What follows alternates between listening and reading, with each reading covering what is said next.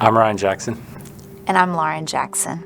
And we met about 12 years ago while we were serving in the Navy in Virginia Beach. We now have 3 kids, Everly, Piper, and Micah.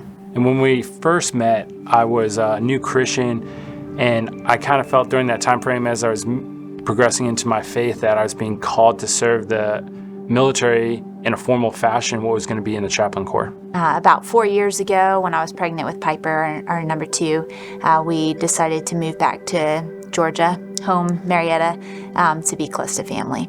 During this time frame, I was finishing up seminary. I started while I was still in the active duty side of the Navy, and then I made a transition to the reserve side. And then I graduated from there in 2020 and pursued kind of just what was the next step. So I started doing the internship at StoneBridge. He was recalled to active training or active duty when the big crisis in Ukraine hit.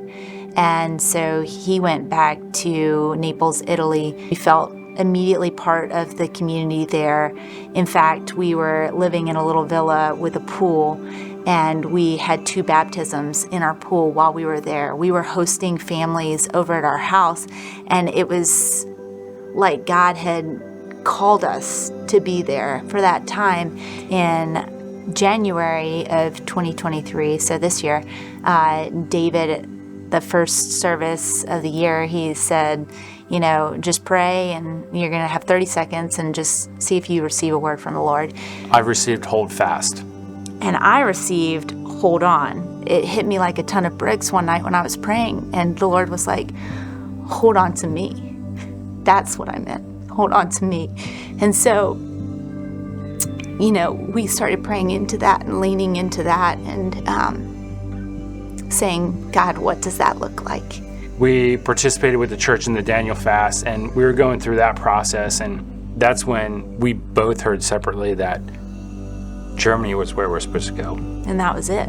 I'm leaving the 1st of October, and I just actually got my written orders that says you're going on September 15th. So now I have 2 weeks to figure all the other stuff out.